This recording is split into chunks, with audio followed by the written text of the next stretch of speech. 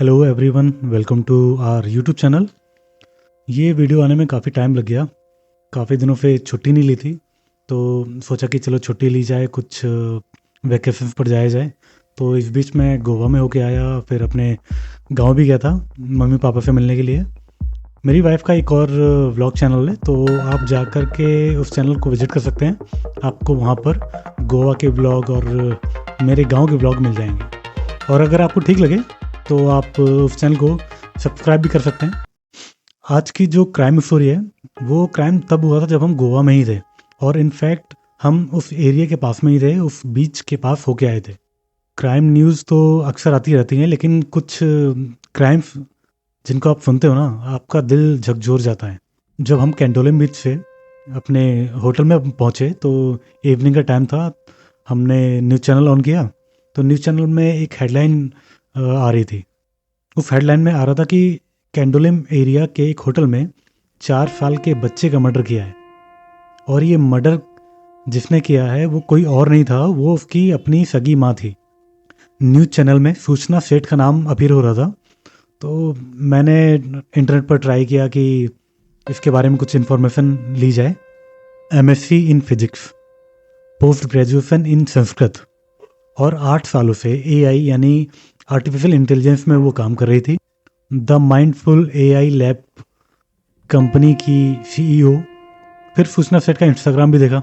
Instagram पर केवल art और पेंटिंग्स की पोस्ट ही दिख रहे थे। और इसके अलावा she was considered one of top 100 women, billion women in world in AI ethics. अब जिसका भी ऐसा प्रोफाइल हो, इतना इंटेलिजेंट हो, इंटेलेक्चुअल हो, फेमिनिस्ट हो, और किसी को पता चले कि उस व्यक्ति ने, उस इंसान ने एक 4 साल के बच्चे की हत्या की है, तो आपको कैसा लगेगा? इससे पहले हम कहानी में आगे बढ़ें, आप हमारे चैनल को सब्सक्राइब कर लीजिए। इससे हमें मोटिवेशन मिलेगा और भी कंटेंट बनाने के लिए। अब हम बिल्कुल स्टार्ट से स्टार्ट करते हैं।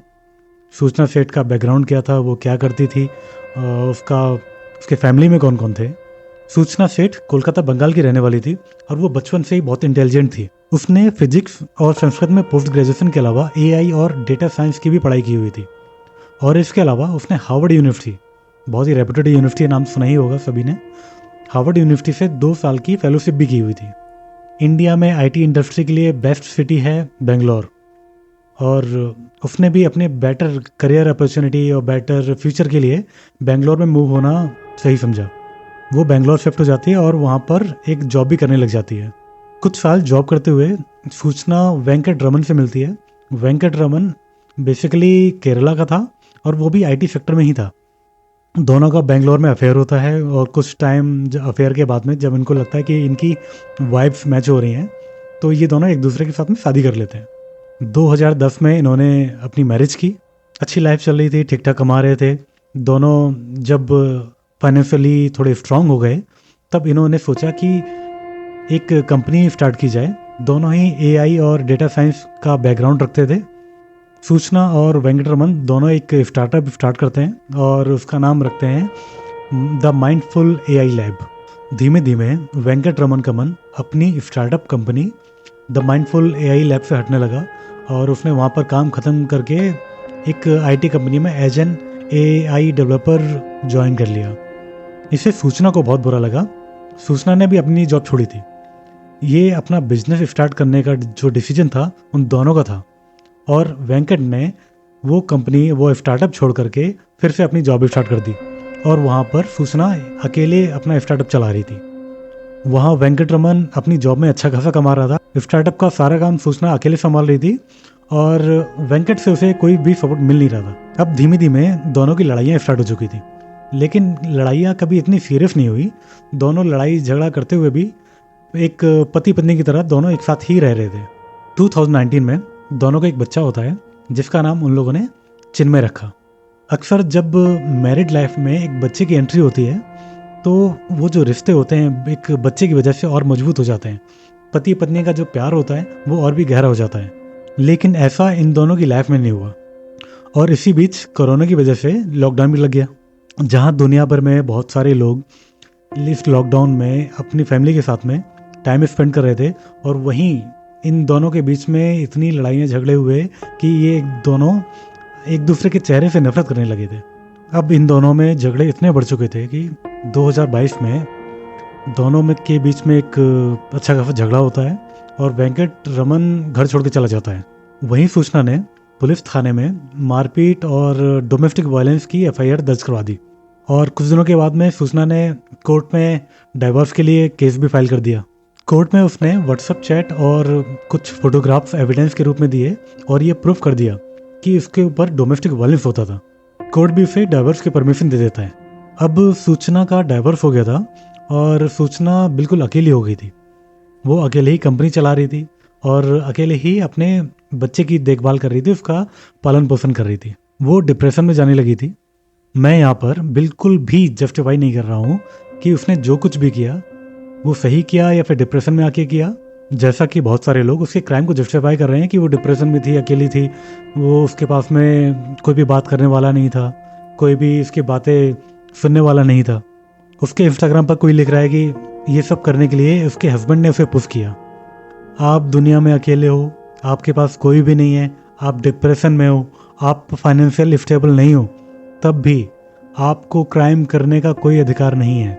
आपको किसी की भी ज़िंदगी लेने का कोई अधिकार नहीं है। मैं खुद ऐसी कुछ सिंगल मदर्स को जानता हूँ जो 20-25 हज़ार की नौकरी करके भी अपने बच्चे को पाल रही हैं। और सूचना तो फाइनेंशियल स्टेबल थी, पढ़ी लिखी थी। और वैसे भी मेरी ओपिनियन है कि जिन लड़कियों की प्रोफाइल में सी हर लिखा रहता है, अल्ट्रा फेमिनिस्ट होती हैं, आप उनसे दूर रहो। बहुत बड़ा रेड फ्लैग है वो। जितना दूर रहोगे उतना ही अच्छा है। चलो वापस कहानी में आते हैं। डाइवोर्स के टाइम पे सूचना ने मंथली एलिमनी के लिए भी कोर्ट में रिक्वेस्ट की। वो कोर्ट में बोलती है कि उसका हस्बैंड वेंकट रमन साल का लगभग 1 करोड़ रुपए कमाता है। उसे कम से कम 2.5 लाख रुपए मिलने चाहिए मंथली अपने बच्चे को पालने के लिए। वेंकट भी बच्चे की कस्टडी के लिए कोर्ट में बोलता है। ऐसे केसेस में जहाँ पर दोनों ही माँ और बाप बच्चे की कस्टडी चाहते हो, हमारे देश में अक्सर बच्चे की कस्टडी माँ को ही मिलती है। ऐसा यहाँ पर भी हुआ। कोर्ट बच्चे की कस्टडी सूचना को दे देता है और जो मंथली एलिमनी होता है वो 2.5 लाख तो नहीं अलाउ करता। 20,000 रुपए के लिए वेंकट को बोलता है कि आपको 20,000 रुपए हर महीने सूचना को देने पड़ेंगे। अब एलिमनी देते हुए भी वेंकट को लगभग 3 महीने हो चुके थे और वो भी एक बाप था और अपने बेटे से दूर नहीं रह पा रहा था। तब वेंकट ने कोर्ट में फिर से अपील की कि उसे अपने बेटे से मिलने दिया जाए। एलिमनी तो वो ऑलरेडी दे ही रहा था। तो कोर्ट ने वेंकट की बात मान ली और सूचना को बोला कि वीक में 1 बार या फिर महीने में 4 बार वेंकट अपने बच्चे से यानी चिन्मय से मिल सकता है। वेंकट बहुत हैप्पी था कि वो अपने बेटे से मिल पाएगा, लेकिन सूचना को बिल्कुल भी ये डिसीजन पसंद नहीं आया। वो बिल्कुल नहीं चाहती थी कि वेंकट अपने बेटे यानी चिन्मय से मिल सके। तो कोर्ट ने सूचना को बोला कि अगर आप चाहें तो जब ये दोनों मिलते हैं तो आप आसपास रह सकती हैं, लेकिन आप दोनों को मिलने से मना नहीं कर सकती। कोर्ट के ऑर्डर के बाद के नेक्स्ट संडे को वेंकट अपने एक वकील के साथ में चिन्मय से मिलने जाता है और ऐसी सिचुएशन में लॉयर के साथ ही मिलने जाना चाहिए। जब आप एक दूसरे को बिल्कुल पसंद नहीं करते हो तो क्या पता आपकी लड़ाई झगड़े हो जाए, कुछ ऐसी ऊंच नीच हो जाए। और मिलना भी हमेशा पब्लिक प्लेस में ही चाहिए। वेंकट मिलने तो जाता है अपने बेटे चिन्मय से, लेकिन सूचना उसे मिलने नहीं देती है। वेंकट भी चिन्मय से बिना मिले चला जाता है। अगले संडे को फिर से वेंकट आता है चिन्मय से मिलने के लिए। सूचना फिर से मना कर देती है और ऐसा करते करते लगभग 4 संडे बीत गए। वेंकट इस चीज से परेशान हो गया था। जब भी वो अपने बेटे चिन्मय से मिलने जाता, सूचना कुछ ना कुछ बहाना बना करके उसे मिलने नहीं देती थी। तो वेंकट उसे सीधे सीधे बोलता है कि अगर वो मिलने नहीं देगी तो वो डायरेक्ट अब कोर्ट में जाएगा। अब अगर ये मामला फिर से कोर्ट में जाता तो सूचना के हाथ में कुछ नहीं रहता। वो चिन्मय और वेंकट को मिलने से नहीं रोक पाती। जो अगला संडे था 6 जनवरी को पड़ने वाला था। उसने प्लान किया कि वो बेंगलोर में ही नहीं रहेगी, ना वो घर पे रहेगी, ना वेंकट अपने बेटे से मिल पाएगा। लेकिन सूचना को ये नहीं पता था कि वेंकट ऑफिस के किसी काम से इंडोनेशिया गया हुआ था और वो 6 जनवरी वाले जो संडे था उसको मिलने ही नहीं आने वाला था। और अगर सूचना को ये पता होता कि वेंकट इंडिया में ही नहीं है तो शायद चिन्मय की जान बच सकती थी। सूचना के अंदर इतनी नफरत भर चुकी थी कि वो चिन्मय को वेंकट से नहीं मिलने देना चाहती थी, तो वो घर छोड़ करके गोवा चली जाती है। सूचना ने कैंडोलिम एरिया में होटल सोल बनियान ग्रांडे में रूम नंबर 404 6 तारीख से लेकर के 10 जनवरी तक के लिए बुक कर लिया। चिन्मय 4 साल का मासूम बच्चा था। उसे नहीं पता था कि उसके माँ बाप के बीच में क्या चल रहा है। उसे लग रहा था कि वो गोवा अपने पापा से मिलने जा रहा है। वो जर्नी में भी पूरे टाइम सूचना से पूछ रहा था कि पापा कहाँ हैं, पापा से कब मिलेंगे। 6 जनवरी को सूचना होटल में पहुंचती है और रिसेप्शन पर जाकर के पूछती है कि गोवा में बच्चे के साथ में घूमने वाली जगह कौन कौन सी हैं। अगले दिन वो चिन्मय के साथ घूमने भी जाती है। सूचना की इंस्टाग्राम प्रोफाइल पर अपने बच्चे की केवल एक ही फोटो है, बाकी सारी फोटोज पेंटिंग आर्ट की है। जो उसने हैशटैग यूज किया है वो आयरनिकली व्हाट विल हैपन। खैर सूचना 8 जनवरी की रात में होटल के रिसेप्शन पर जाती है और स्टाफ से बोलती है कि उसे बेंगलोर में कुछ काम आ गया है और उसे अर्जेंटली बेंगलोर के लिए निकलना है। तो होटल स्टाफ ने बोला कि मैडम हम आपको एयरपोर्ट के लिए कैब दे देंगे। तब सूचना बोलती है कि उसे एयरपोर्ट नहीं जाना है, उसे बेंगलोर तक के लिए कैब चाहिए। होटल स्टाफ ने उसे एडवाइस किया कि वो बेंगलोर सुबह मॉर्निंग में फ्लाइट से चली जाए, चीप भी पड़ेगा और वो जल्दी बेंगलोर पे पहुंच जाएगी। सूचना बोलती है कि उसे कैब से ही जाना है और जो भी पैसा लगेगा वो दे देगी। गोवा से बेंगलोर लगभग 550-600 किलोमीटर पड़ता है। काफ़ी टाइम लगने वाला था, लेकिन सूचना बोलती है कि वो मैनेज कर लेगी। तो होटल स्टाफ ने भी अपने एक रेगुलर कैब ड्राइवर को कॉल करके उसकी कैब बुक करवा दी। कैब ड्राइवर का नाम था रॉय जॉन डिसूजा। वैसे तो गोवा से बेंगलोर का जो फेयर था वो केवल 15,000 था, लेकिन रॉय ने बोला कि पूरी रात का सफ़र है और वहाँ से वो खाली आएगा, तो इसके लिए वो अपने एक साथ में फ्रेंड को लेके जाएगा जिससे वो बारी बारी करके ड्राइव कर लेंगे और जो फेयर लेगा 15,000 नहीं लेगा, उसका डबल लेगा, यानी 30,000 रुपीज़ लेगा वो। अब होटल स्टाफ को लगा कि जब सूचना को पता चलेगा कि 30,000 मांग रहा है तो वो मना कर देगी, लेकिन सरप्राइजिंगली सूचना 30,000 के लिए भी मान जाती है और बोलती है कि मुझे अभी निकलना है। होटल वालों को थोड़ा अजीब लगा, लेकिन फिर भी उन्होंने रॉय को कैब के साथ बुला लिया। रात के करीब 1 बजे कैब होटल आ जाती है। सूचना रेड कलर का एक ट्रॉली बैग लेकर के कैब में बैठने आती है। वो बैग को रखने के लिए गाड़ी की डिग्गी खुलवाती है, लेकिन रॉय वो बैग उठा करके खुद रखने लग जाता है। रॉय को सूचना का वो रेड बैग काफ़ी भारी लगता है, तो वो सूचना से पूछ लेता है, मैडम इसके अंदर क्या है, ये तो बहुत भारी है। सूचना ने बोला कि बैग में कपड़े हैं और गोवा से उसने कुछ शॉपिंग की थी तो वो सारा सामान है। तो रॉय को भी लगा कि शायद सामान की वजह से बैग भारी हो गया होगा। वो फिर गोवा से बेंगलोर के लिए जर्नी स्टार्ट कर देते हैं। मैं भी जब ड्राइव करता हूँ तो मुझे भी ड्राइव करते टाइम कोई ना कोई साथ में चाहिए जिससे मैं बात कर सकूँ, नहीं तो एक तो बोरियत होती है और स्पेशली जब रात का समय हो तो नींद भी आने लगती है। रॉय ने भी बात करने के लिए ट्राई किया, लेकिन सूचना ने उसकी किसी बात का रिप्लाई किया नहीं। तो रॉय को लगा कि शायद ये औरत ऐसी नहीं होगी जो हर किसी से आसानी से बात कर लेती होगी, शायद उसे अनजान लोगों से बात करना पसंद नहीं होगा। गोवा और कर्नाटक बॉर्डर पर अच्छा खासा ट्रैफिक जाम लगा हुआ था, तो रॉय सूचना से बोलता है कि वो उसे एयरपोर्ट की तरफ लेके चल सकता है, जो पैसे लगे वो दे देना, और ट्रैफिक की वजह से बेंगलोर जाना बहुत लेट हो जाएगा और ज़्यादा पैसे लगेंगे वो तो अलग है ही। फिर भी सूचना ने कहा कि लगने दो, कितना भी टाइम लग रहा हो, मुझे कैब से ही जाना है। रॉय को अजीब भी लगा, लेकिन फिर उसने सोचा कि छोड़ो यार, पैसे तो मिल रहे हैं ना। वहाँ होटल में जब क्लीनिंग स्टाफ होटल रूम को क्लीन करने के लिए आया तो उन्होंने बेड पर, फ्लोर पर और एक टॉवल पर ब्लड के मार्क्स देखे।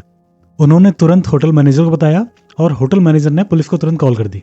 पुलिस होटल पहुंचती है और होटल का जो स्टाफ होता है पुलिस को बताता है कि सूचना नाम की औरत ने 6 जनवरी को होटल में चेक इन किया था और उसकी जो बुकिंग थी वो 10 जनवरी तक थी, लेकिन वो 8 जनवरी को ही चेकआउट करके चली गई।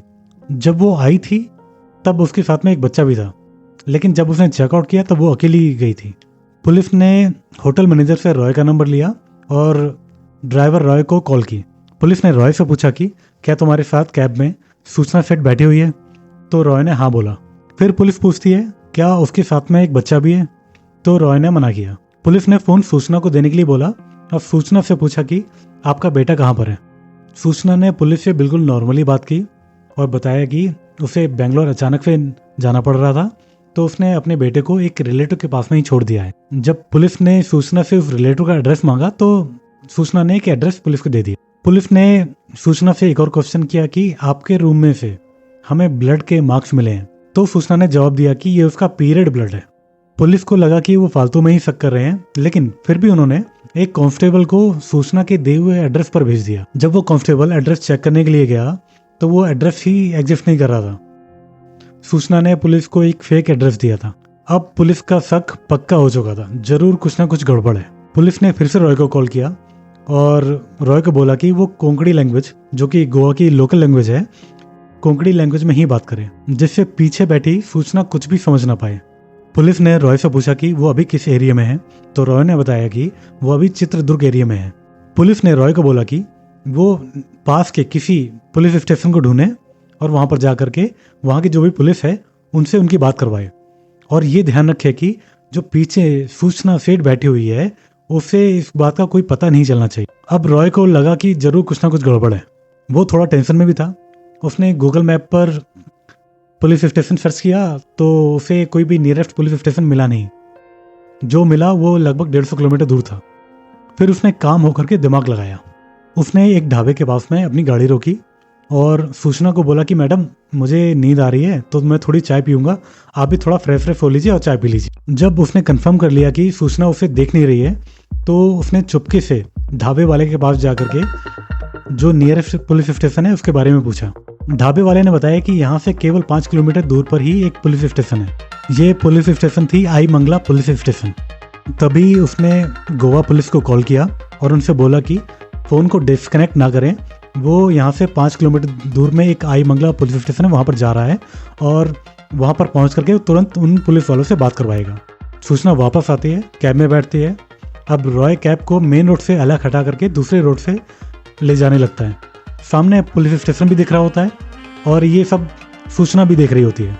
रॉय ने सूचना को बोला कि मेरे दोस्त का कुछ पेपर वर्क है और जब यहाँ से गुजर रहा था तो सोचा कि ये 5 मिनट का काम भी निपटा लिया जाए। सिर्फ 5 ही मिनट लगेंगे, मैं भाग के गया और भाग के आया। वो भाग के पुलिस स्टेशन में जाता है और कर्नाटका पुलिस की बात गोवा पुलिस से कराता है। गोवा पुलिस कर्नाटका पुलिस को पूरी बात बताती है और उनसे बोलती है कि सूचना का बैग चेक करें। आई मंगला की कर्नाटका पुलिस गाड़ी से बैग को निकलवाती है। सूचना पूरा कामली खड़ी थी, बिना किसी डर के। बैग खोला जाता है, उसमें से कपड़े निकलते हैं।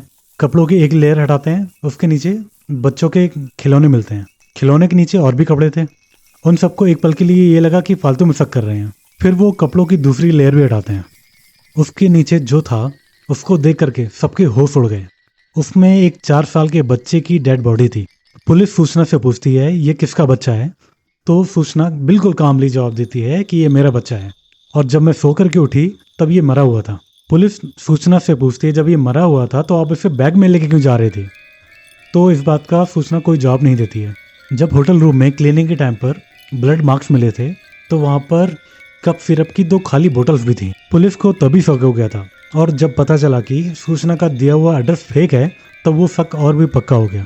पुलिस को स्टार्ट में ये लगा कि सूचना ने अपने बेटे चिन्मय को कप सिरप की बोतल पिला करके उसे बेहोश कर दिया होगा और उसका गला काट करके उसकी हत्या कर दी होगी, और वो जो ब्लड मिला था होटल रूम में वो जरूर उसके बच्चे का ही हो। लेकिन चिन्मय की डेड बॉडी पर कोई भी कट के मार्क्स नहीं थे और जब पोस्टमार्टम की रिपोर्ट आई तो उसमें डेथ का रीजन दम घुटना था। तो पुलिस ने एक नई थ्योरी ये बनाई कि ये जो दोनों कप सिरप की बोतल होंगी सूचना ने पहले अपने बेटे को पिलाई होंगी। 4 साल के बच्चे के लिए 2 बोतल कप सिरप बहुत हैवी डोज होगा और बेहोश होने के बाद में तकिए या फिर टॉवल से उसका दम घोट दिया होगा। और जब सूचना को ये रियलाइज हुआ कि उसने अपने बेटे को मार दिया है तो उसने खुद को भी मारने का ट्राई किया। उसने अपने हाथ की नस को काटने का ट्राई किया लेकिन वो अब मार नहीं पाई। रिफ्ट कटने से जो ब्लड गिरा वो उसने टॉवल से साफ किया और वही ब्लड मार्क्स होटल स्टाफ को दिखाई पड़े। बाद में डीएनए सैंपल से भी ये पता चल गया कि वो जो ब्लड था वो सूचना का ही था। जब सूचना का वो रेड बैग चेक किया जा रहा था तो उसमें चिन्मय की बॉडी के साथ में एक लेटर भी था। वो लेटर उसने आईलाइनर से लिखा हुआ था। वो कोर्ट के फैसले से बिल्कुल भी खुश नहीं थी। वो नहीं चाहती थी कि चिन्मय वेंकट से मिले। वो नहीं चाहती थी कि वेंकट चिन्मय से मिलकर के खुश हो। चिन्मय भी अपने पापा से मिलकर के बहुत खुश होता था। उसके अंदर इतनी नफरत भर चुकी थी कि चिन्मय का चेहरा उसे वेंकट जैसा लगता था। जब ये न्यूज बाहर आई तो जो सूचना के नेबर्स थे उन्होंने बोला कि सूचना अपने बेटे को बहुत प्यार करती थी, बहुत ख्याल रखती थी और सभी से अच्छे से बात किया करती थी। मेरी समझ में नहीं आता कि जब कोई क्रिमिनल एक मासूम बच्चे को मारता होगा तो उसके दिमाग में क्या चलता होगा, और वो क्रिमिनल अगर खुद उसकी माँ हो तो। ऐसी ही एक बेरहम माँ की story doctor Om Prakash murder मैंने कुछ दिनों पहले बनाई थी। डिस्क्रिप्शन में उसका लिंक दिया हुआ है, आप जा करके उसे देख सकते हैं। हो सकता है कि वेंकट एक अच्छा हस्बैंड ना हो, लेकिन शायद वो एक अच्छा बाप था। चिन्मय उसके साथ खुश होता था और वेंकट खुद भी चिन्मय के साथ खुश रहता था। वेंकट तो बस अपने बेटे से मिलना चाहता था और वो मिला भी, लेकिन तब उसका बेटा चिन्मय मर चुका था। कभी कभी इस तरह के केसेस जल्दी पकड़ में नहीं आते, लेकिन होटल स्टाफ, वो कैब ड्राइवर रॉय और कर्नाटका पुलिस, गोवा पुलिस की वजह से ये केस बहुत जल्दी सॉल्व भी हो गया। आज की स्टोरी में बस इतना ही। ये वीडियो कैसा लगा आप कमेंट में ज़रूर बताइए और चैनल को सब्सक्राइब जरूर कीजिए। आगे आने वाले वीडियोस और भी इंटरेस्टिंग होंगे। हम अमेरिकन क्राइम्स पर भी बात करेंगे। अभी के लिए बस इतना ही। अगली बार हम एक वीक से पहले मिलेंगे। Don't forget to hit the subscribe button. Thank you.